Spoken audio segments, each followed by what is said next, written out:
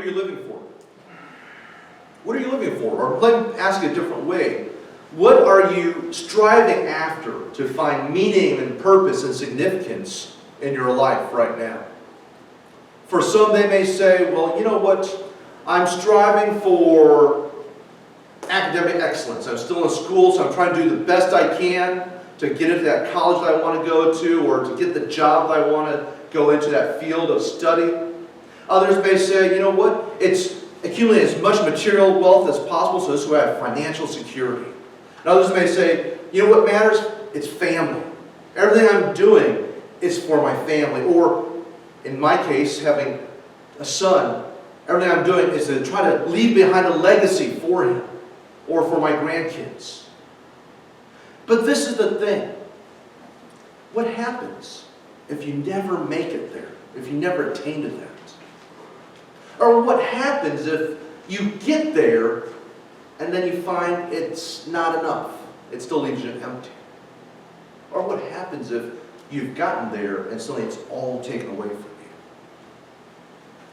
As we've been going through our series on the believer and persecution and suffering, we've seen how we live in a culture that exerts pressure on us to conform to it, to compromise our values and our beliefs, and to imitate what we see around us.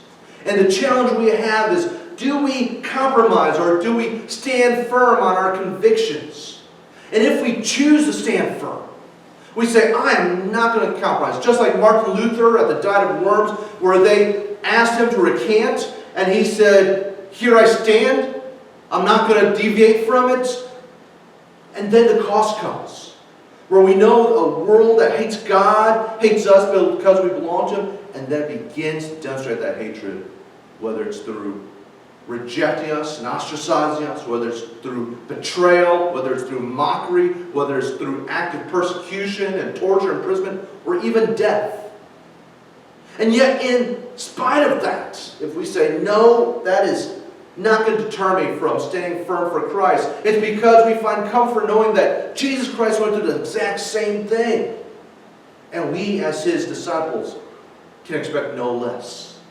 And we can take comfort in saying, you know what, Jesus, I know you're going to come back and you're going to judge all men, and so at that point, it's all going to pay off, being faithful before you.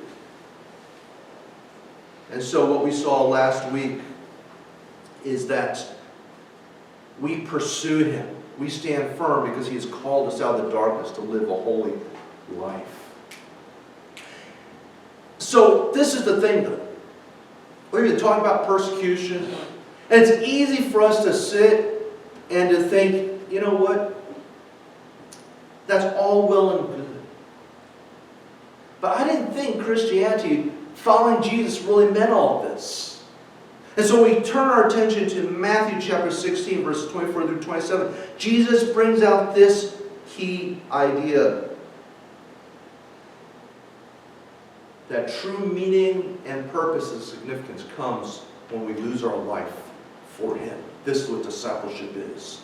And so when you look here in verses 24, 25, 26, 27, there's three things that Jesus highlights about what it means to be His disciple. The first is in verse 24, which is the challenge that is set before us. Then verses 25 and 26 is the choice that was set before us. And then finally, verse 27 is the conclusion that's set before us. Look with me in verse 24. Then Jesus said to His disciples, if anyone would come after me, he must deny himself and take up his cross and follow me. And so in this verse, Jesus lays out three aspects of what it means to belong to Him, to be a disciple of His. And the first one is a command that He gives, which is to deny yourself. He's literally saying, let him begin to deny himself. The stress and emphasis is upon beginning the action. So maybe we've thought about it. Maybe we've been coming here and yet we're still trying to keep one foot in the world and one foot in the kingdom. And God is urging us, let's begin to deny ourselves. And you may say, what does it mean to deny yourself? Well, look back to verse 21 of Matthew 16. From that time on, Jesus began to explain to His disciples that He must go to Jerusalem and suffered many things at the hands of the elders, chief priests, and teachers of the law, and that he must be killed, and on the third day be raised to life. And so, for the very first time in Jesus' ministry, about a year and a half, 2 years in, he confronts his disciples and says, "Who do men say that I am?" And he is in Caesarea Philippi, the administrative capital of that province. And his disciples say, well, some people say you're John the Baptist. Some say that you're Elijah that was prophesied in Malachi. Some say that you're the prophet like Moses, or one of those prophets like Isaiah and Jeremiah. And then Jesus says, well, who do you say that I am? And Peter says, you're the Messiah, the Son of the Most High God. And she says, blessed are you, Peter, for this was made known to you, not by men, but by my Father. And at that moment, Jesus begins to unveil why he has come. Not to establish his throne in Jerusalem as a conquering king, but as a suffering servant who's going to go to the cross. And for Peter, this is not fitting in his plans or his concept of what Messiah should be. Because look at his response in verse 22.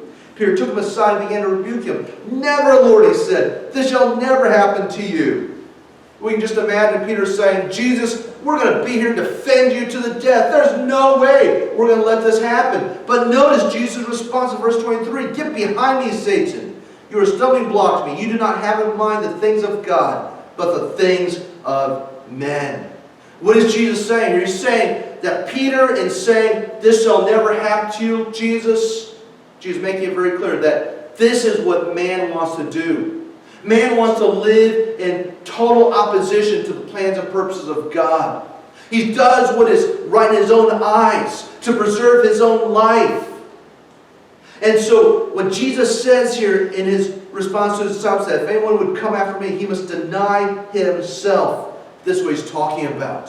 Where I say, I turn my back upon myself, upon my desires, upon my ambitions, upon my plans, upon what I think is right for my life. Turn to Matthew 10 for a moment. This is also what it means to deny yourself. In Matthew chapter 10, verse 34, Jesus says, "Do not suppose that I have come to bring peace to the earth. I did not come to bring peace, but a sword. For I have come to turn a man against his father, a daughter against her mother, a daughter-in-law against her mother-in-law. A man's enemies will be the members of his own household. Anyone who loves his father or mother more than me is not worthy of me. Anyone who loves his son or daughter more than me is not worthy of me. And anyone who does not take his cross and follow me is not worthy of me." And so what is Jesus saying? He's saying that even our family relationships, our loyalties to those who care for us, must take second place to him. When Debbie and I were dating, I would tell her, "You know what? You are the second best thing that ever happened to me." And praise the Lord, she understood exactly what I meant. What's the first best thing that happened to me? It's Jesus saving me. So what's the second best thing? God bring along someone who can compliment me and serve as my life partner and my ministry partner, my worship partner, my prayer partner. And so this is what Jesus is talking about denying yourself. It's where you imitate Jesus. Remember what Philippians says, what Paul says? Have this mind that was also in Christ. What's he talking about? The attitude of humility, of putting the needs of others before yourself. This is in Philippians 2. Then he uses Jesus as an example. That who, being in the very nature of God, did not count as something to be grasped. He didn't consider this as something that he could take his claim and say, "Father, I refuse to submit to your plan of redemption because I'm God. There's no way I'm going to do this." But no, he lays it aside. He lays aside the divine majesty, his prerogatives, and he yields to the Father. And becomes obedient, taking upon himself the form of servant, taking on full humanity. And he obeys to the point of going to the cross and dying there. And Jesus saying, let him deny himself. This is what it means to follow Christ. But the second thing in verse 24 of Matthew 16 that Jesus makes clear is, if anyone would come after me, he must deny himself and take up his cross. And again, the stress is not upon, you must begin to take up your cross. The stress upon the result. So if I deny myself, if I die to myself, That I've got to replace it with something else. And it is that constant putting myself out there saying, God, here I am. Because this is the thing. In the Roman Empire, when a criminal was condemned to die by crucifixion, the worst form of death, because it was a slow, torturous death where someone would be dying of thirst and suffocation, not in the sense that they can't draw a breath, but they can't exhale. So as they're hanging there, they can draw in air, but to breathe out, they have to push up on the nails that are nailed into their feet or their ankles, and it's painful. And men can be on the cross for days under the hot sun. And so when someone is condemned to die, they had to carry the crossbeam of the cross with them to the place of their execution. We see this in the Gospels where Jesus is condemned to die by crucifixion. He's been flogged so severely that he's unable to carry that crossbeam, and so they impress Simon of Cyrene to do it for him. And so for the condemned, as he's carrying his crossbeam, the very instrument of his death, every step he's taking to that place of execution is a reminder, this is the sentence I live under. And in the same way, for all of us who have denied ourselves, we live under the sentence of daily death. Turn with me to Romans chapter 12. Romans 12, verse 1. Therefore I urge you, brothers, in view of God's mercy, to offer your bodies as living sacrifices, holy and pleasing to God. This is your spiritual act of worship. And so what is Paul saying? He's saying the ultimate appropriate response we can give to Jesus in light of the mercies and grace that we have received is to offer ourselves. Now, a sacrifice is not a living thing. For a Jew, they would take their perfect animal, the lamb, who would serve as their sin offering or their guilt offering, or a perfect calf that would serve as their burnt offering, and they'd take it to the temple, and what would the priest do? He would kill it, drain it of its blood, maybe cut the carcass up into pieces, put it on the altar, and offer it to the Lord, and as the fire of the coals started to burn the meats, and that savory aroma, kind of like when you're grilling in the summertime, you're grilling a steak, and it's starting to get to that perfect stage of medium to medium well done. You can smell, it smells savory and appealing and delicious. This is what God looks for. He looks for that savory scent. And then the priest pours out the blood. But this thing, the animal is dead. We do not come to God and say, God, here I am, and slice our own throat, and then we fall down saying, on the sacrifice. No.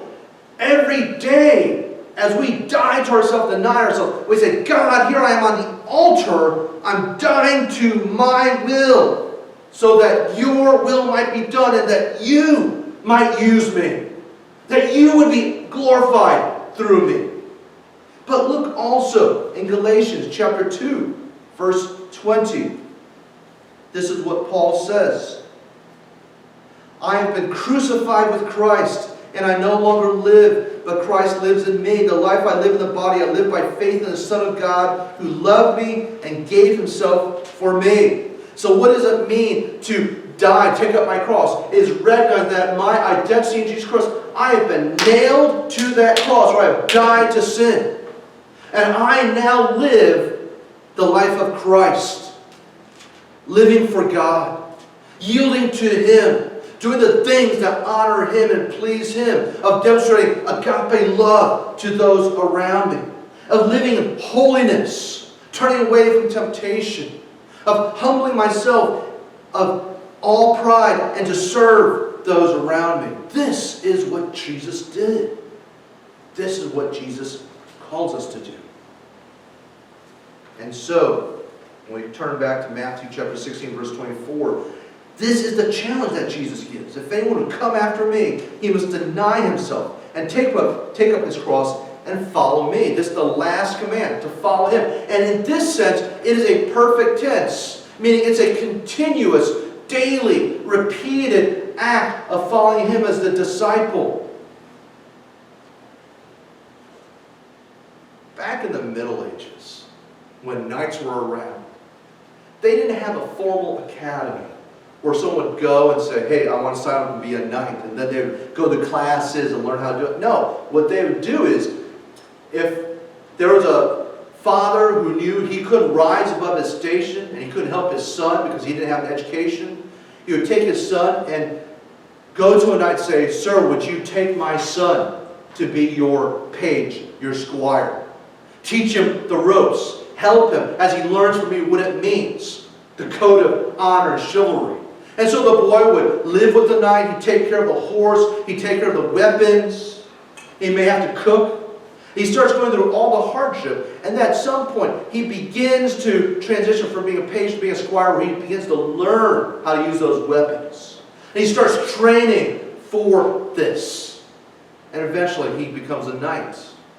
What's this talking about? It's talking about a mentoring type of relationship where you learn from someone else. And following Jesus is the same way. We come to Jesus and we say, Jesus, I want to know you. I want to be like you. And so Jesus says, come, all who are weary. Come, all who are heavy laden. I'll give you rest. I'll teach you what it means. We just finished Ramadan, if you're a Muslim. And what Ramadan is, it's a time where they will fast during the day, and they will go to mosque, and they will pray. They will read the Quran. In the evening, they'll spend time with their families, and they may pray some more. And the last night of Ramadan is the night of destiny, where they are crying out to God, saying, God, I'm looking to you to speak to me. Now, God doesn't just act during that time, but He acts outside of Ramadan as well. But especially during that time. For those who are earnestly seeking after God, God tells us in His Word, if you earnestly seek me with your whole heart, you will find me. Sure enough, as they cry out to God, Jesus suddenly shows up to them in a dream as a man in white. He's robed in white. And if you talk to Muslims who have encountered Jesus in their dreams, they say the same thing. Up to this point, they know Jesus only as a prophet, second to Muhammad. And yet the man that stands in front of them in their dream is no mere prophet. They sense from him a radiance of love, of peace, of someone who knows them thoroughly, inside and out, and who has all power. And it shakes them. And they want to understand, why is Jesus showing up to me? What does this mean? Or Jesus may even talk to them and say, hey, I'm going to send some friends to you tomorrow. This is what they look like. And when they come, they'll tell you all about me. Or in one case, a theological student who's training to become a high-level imam in Iran. Jesus begins to teach him from the Bible, and he interacts with Jesus in his dreams, learning what is the truth. And then the next day, as he's studying God's Word, suddenly it comes there again, the same words he was studying with Jesus. And so once they come and they say, you know what, I don't want to turn my back upon Jesus, because here's someone who holds me in high regard if you're a woman, or you're someone who will not cast me away. And so what do? They know the price. If they come to Jesus, they may be kicked out of their home. They may be killed. They may be hunted down if they flee. And yet for them, they say, it is enough. I will bear that cross. I will follow Him. This is what discipleship means. But look with me in verse 25 and 26. This is the choice that's set before us. For whoever wants to save this life will lose it. But whoever loses his life for me will find it. What good will it be for a man if he gains the whole world, yet forfeits his soul? Or what can a man give in exchange for his soul? And so, lest any of his disciples say, whoa, time out, Jesus, time out. What you're describing is not what I thought I signed up for. Jesus makes it very clear they have a choice set before them. They can either respond by trying to save their own life, cling to it tightly, turn their backs upon Him, or they can say, Jesus, here I am. No matter what the cost, I'm willing to lose it all for you. It's kind of like Pascal's wager. Blaise Pascal was a great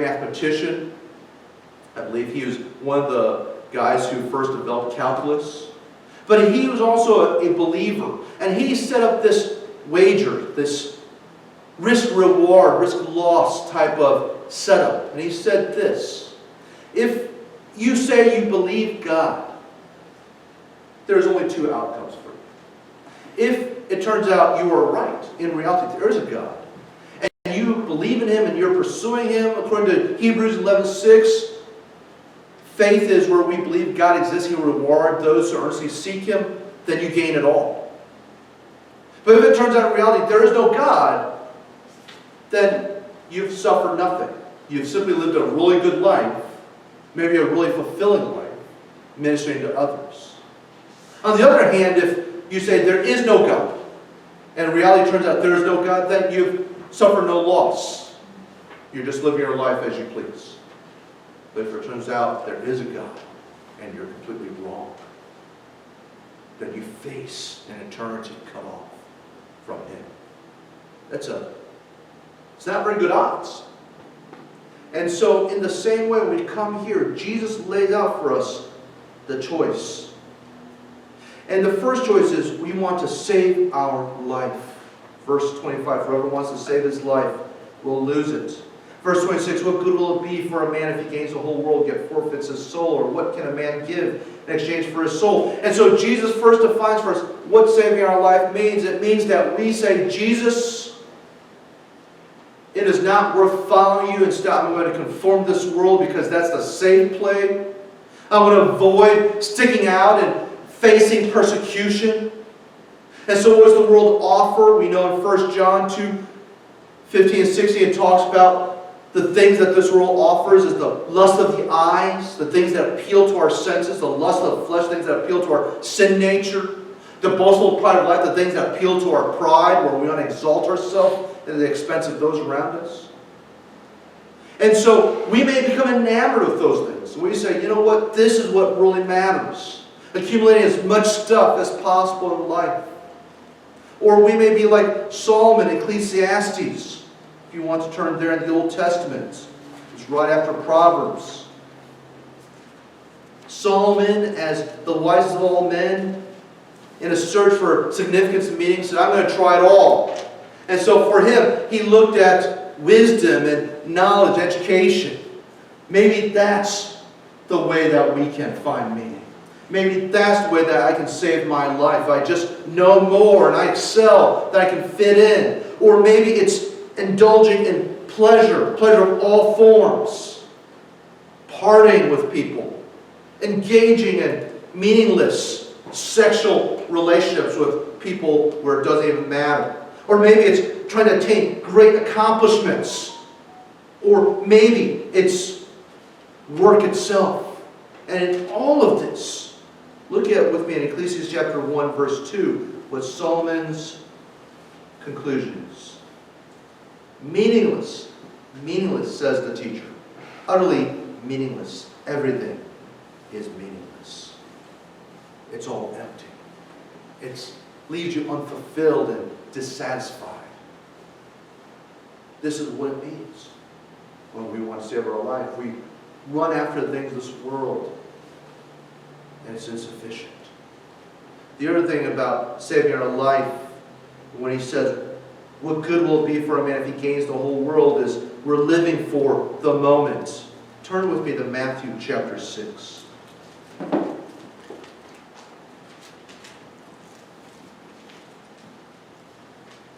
Do not store up for yourselves treasures on earth where moth and rust destroy and where thieves break in and steal. But store up for yourselves treasures in heaven where moth and rust do not destroy and where thieves do not break in and steal. For where your treasure is, there your heart will be also. The eye is the lamp of the body. If your eyes are good, your whole body will be full of light. But if your eyes are bad, your whole body will be full of darkness. If then the light within you is darkness, how great is that darkness? No one can serve two masters. Either he will hate the one and love the other, or he will be devoted to the one and despise the other. You cannot serve both God and money. So what is she saying here? He's saying this. It is easy to try to put all the priority upon this material world.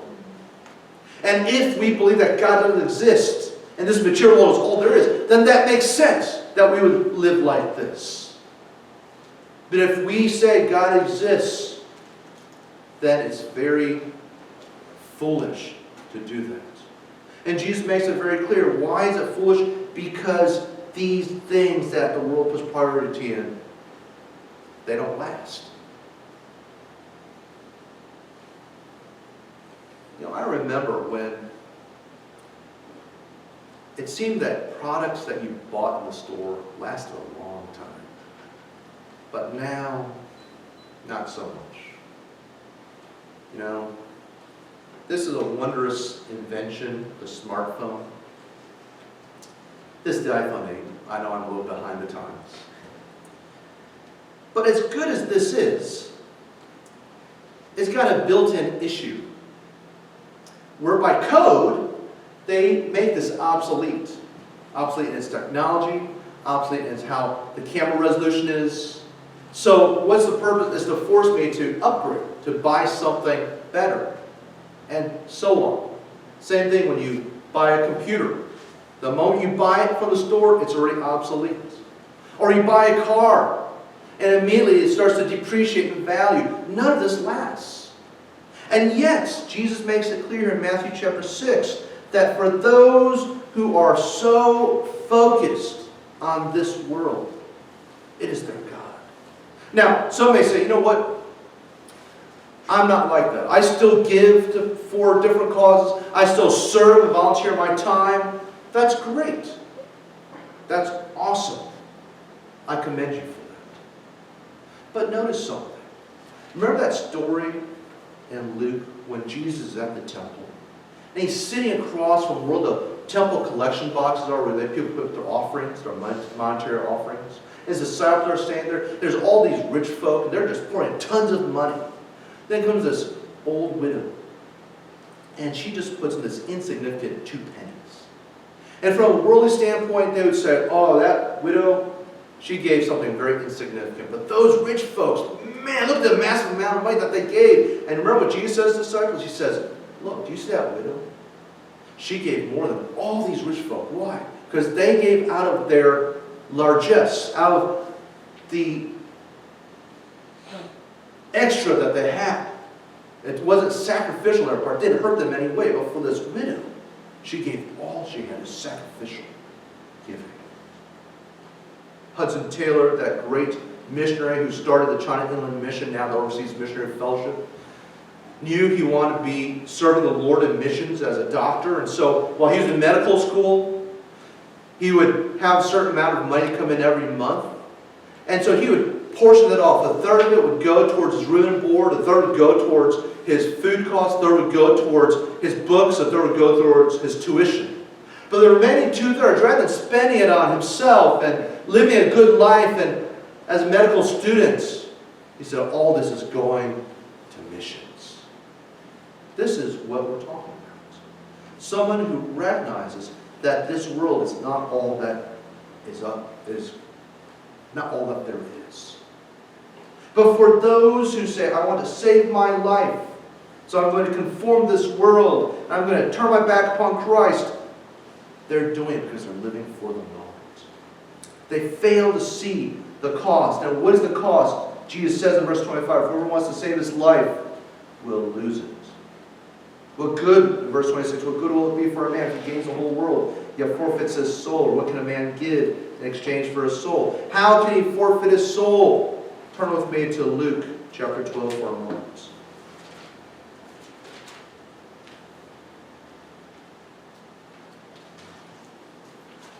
Verse 13.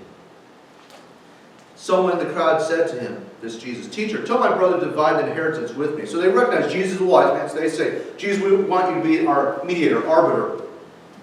There's an inheritance. We're having issues. And this thing, whenever there's a death of a family and money's involved, there's always going to be family squabbles. And so no difference here. But look at what Jesus says, verse 14. Man, who appointed me a judge or arbiter between you? Then he said to them, watch out, be on your guard against all kinds of greed. A man's life does not consist in the abundance of his possessions. Again, this is not what God has created us to do, is to just accumulate as much stuff as possible in this life. And he told them this parable. The ground of a certain rich man produced a good crop. He thought to himself, what shall I do? I have no place to store my crops. Then he said, this is what I'll do. I'll tear down my barns and build bigger ones, and there I'll store all my grain and my goods. And I'll say to myself, you have plenty of good things laid up for many years. Take life easy. Eat, drink, and be merry. But God said to him, you fool, this very night your life will be demanded from you. Then who will get what you have prepared for yourself? This is how it will be with anyone who stores up things for himself, but is not rich towards God. What's the cost? You forget that life is fleeting. Everything that you're saving up for, you can't take it with you. Unfortunately, for all those pharaohs in Egypt that passed away many centuries ago, the first emperor that unified China, Shi Huangdi, buried in Xi'an, had his whole army replicated in terracotta, all the chariot forces in terracotta buried with him.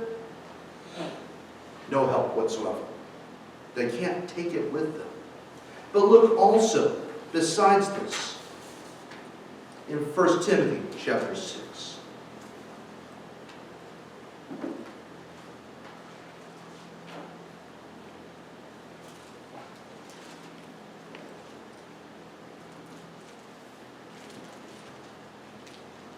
Verse 6. But godliness with contentment is great gain, for we brought nothing into the world, we can take nothing out of it.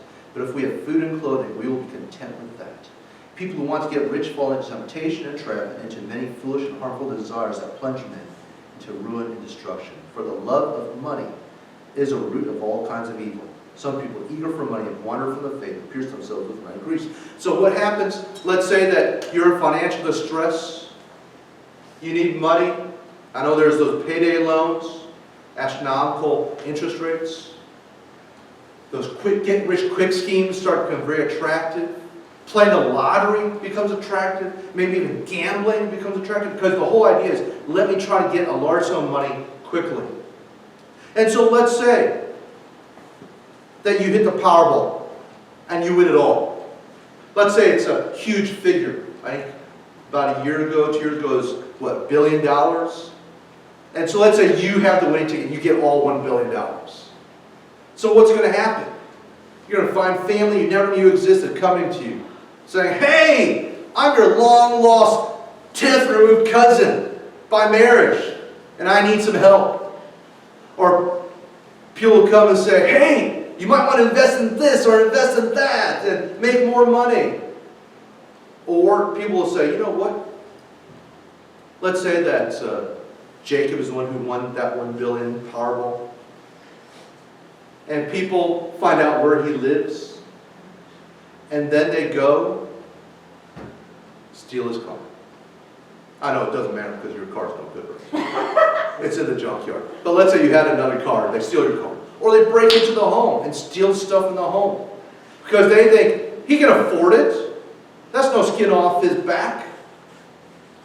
And so, let's say he goes, man, why did this happen? All right, let me replace this. And then it happens again, and again, and again. Or maybe you're no good with managing money, and so you just lose your mind. You've got not all $1 billion because the government's going to take their cut. But let's say you end up with $500 million still after taxes are pulled out. And you say, man, I got all this money, one-time lump sum. And you just go crazy buying up stuff. And then realizing the money doesn't last. You may end up in debt. There's a lot of griefs, a lot of pain. But then, James chapter 5.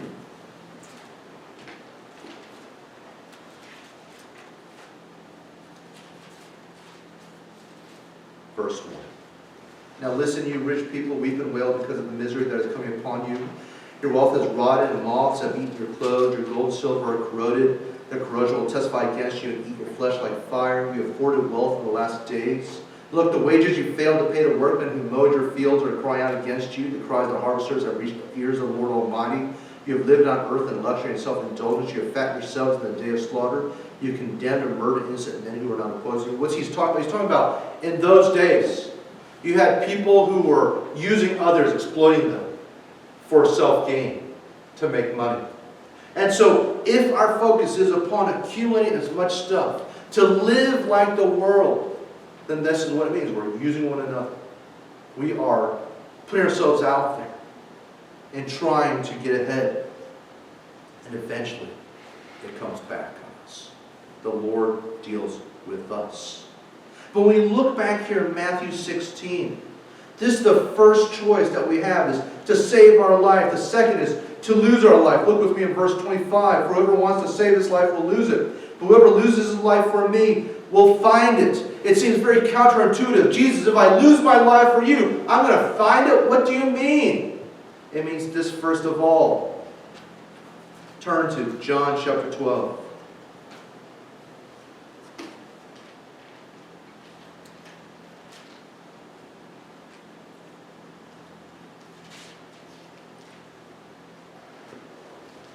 Verse 24.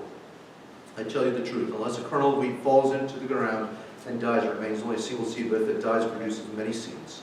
The man who loves his life will lose it, while the man who hates his life in this world will keep it for eternal life.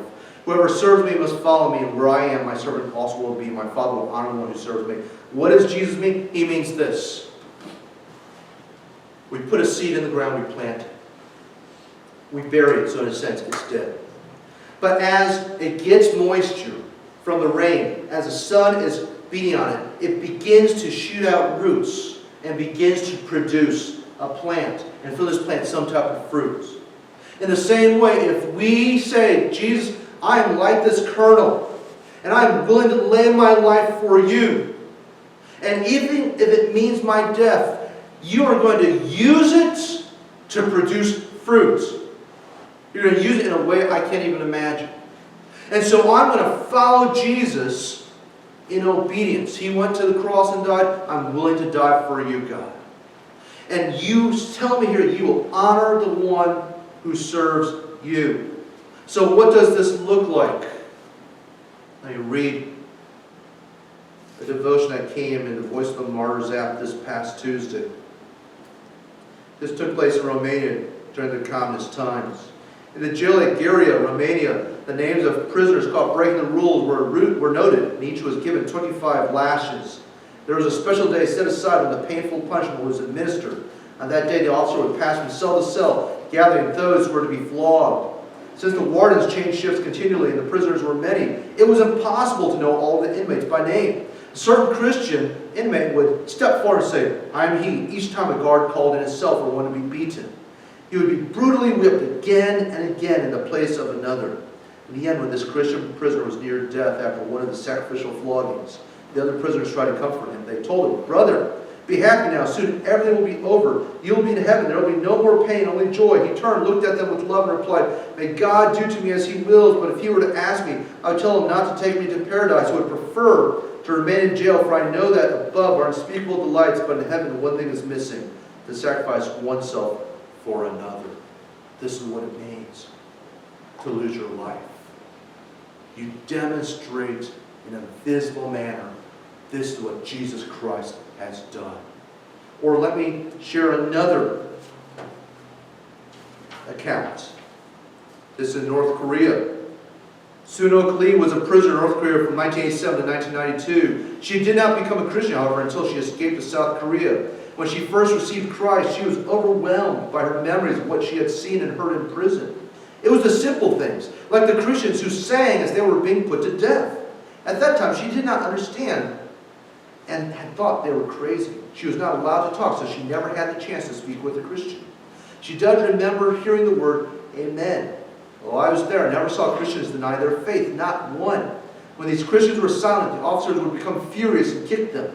At the time, I could not understand why they risked their lives when they could have said, I do not believe, and done what the officers wanted.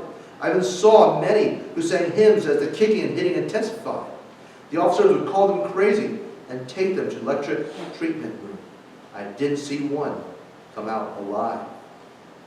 And it says, it was the singing that stuck with her. Perhaps it was the singing of these precious saints that planted seed in her spirit, eventually led her to Christ. We don't know how God uses us when we are willing to lose it all for him. One last thing here before we move on to verse 27 is in Hebrews 11, if you want to turn there for a moment. Hebrews 11 is often called the Hall of Faith chapter, where the writer of Hebrews lists Old Testament saint after Old Testament saint after Old Testament saint who willingly lived by faith, saying no to the things that this world had to offer because they were looking for something far better that God had promised. So like Moses, He says that he chose not to engage in the momentary pleasures of sin. Why? Because he knew there was something better for him. But look with me at the end of chapter 11. We'll turn in verse 35. Women received back their dead, raised to life again. Others were tortured, refused to be released so that they might gain a better resurrection. Some faced jeers and flogging, while still others were chained and put in prison. They were stoned, they were sawed in two, they were put to death by the sword. They went about in sheepskins and goatskins, destitute, persecuted, mistreated. Why? Why would they choose to do this? Verse 38 tells us, the world was not worthy of them. That is the attitude. Where we say, God, I am just a traveler passing through. This is not my home. This is not where you've told me to settle down. But I'm waiting for what you have to give me. And that leads us to verse 27 of Matthew chapter 16. The conclusion. First, for the Son of Man is going to come in his Father's glory with his angels. And then he will reward each person according to what he has done. Jesus called himself the Son of Man for his disciples. They understood what he's alluding to. In Daniel chapter 7, Daniel says he has a dream. And he sees the Ancient of Days sitting on his throne. It's God. And then he sees someone who appears like the Son of Man, someone who has a human form, come to the throne of God. And God gives him all glory, power, and sovereign authority over all nations. Who is this person? It is Jesus Christ. And so Jesus says, for the Son of Man is going to come in his Father's glory with his angels. He's come the first time to die for us on a cross. He's going to return a second time in glory where every eye will see him in the clouds. And he comes to establish his kingdom and to usher in the final judgment. And what will happen in the final judgment? He will give to each according to what he has done. Everyone will stand before him, both the living and the dead. The record books will be open. Everything that we've said, everything that we have done, everything that we have thought of will be made plain. And for all of us, I know myself, there are things that I've thought, things I've done that I don't want anyone to know. But yet it's going to be right there for all to see. It will be a time of great personal shame where you say, God, I just wish that was erased. And then another record book is opened, the book of life. What does it mean? It means this: we are so unworthy of heaven. It's all by his grace. But for the one who has rejected God, who has chosen to live for the things of this world, to serve the idols of his hearts, God gives him what he has asked for: an eternity cut off from him. For all of us who have chosen to follow him, when we willingly lose our life for him, what does it mean?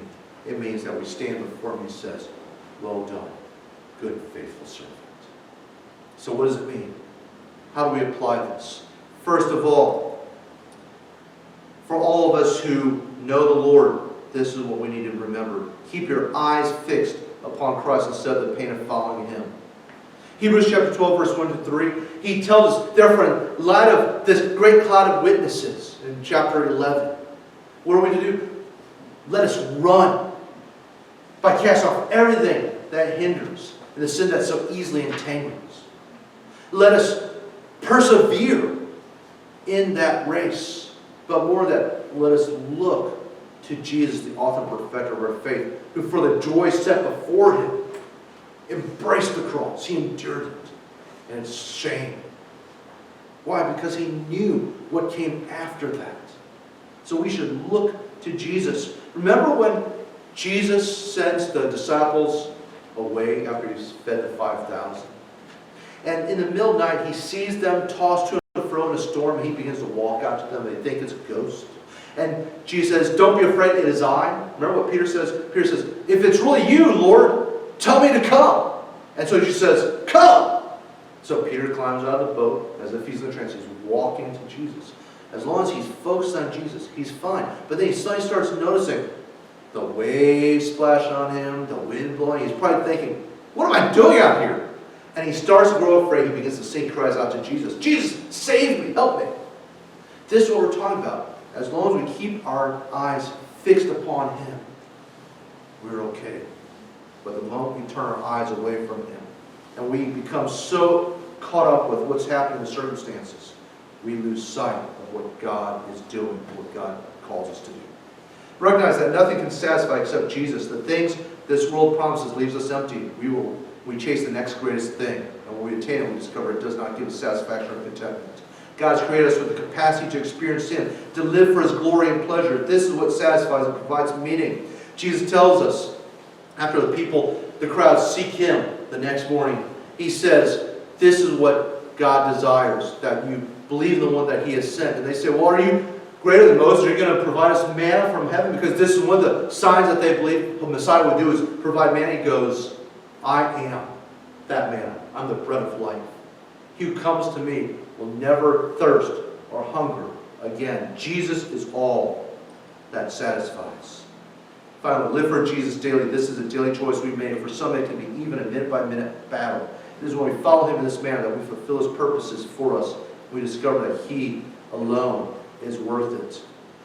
There is a hymn that was written many, many years ago called Am I Soldier of the Cross? And it goes like this. Am I a soldier of the cross, a follower of the Lamb? And shall I fear to own His cause or blush to speak His name? Must I be carried to the skies on flowery beds of ease, while others fought to win the prize and sailed through bloody seas? Are there no foes for me to face? Must I not stem the flood? Is this vile world a friend to grace to help me on to God? Sure, I must fight if I would reign. Increase my courage, Lord. I'll bear the toil, endure the pain, supported by Thy word. This is what it means to be a disciple of Jesus, one who professes to know and to follow Him. We gladly deny ourselves. We gladly take up our cross. We gladly follow Him and say, my life is nothing. Use it, O God. Why? Because we know that when He returns, that's when we gain our inheritance.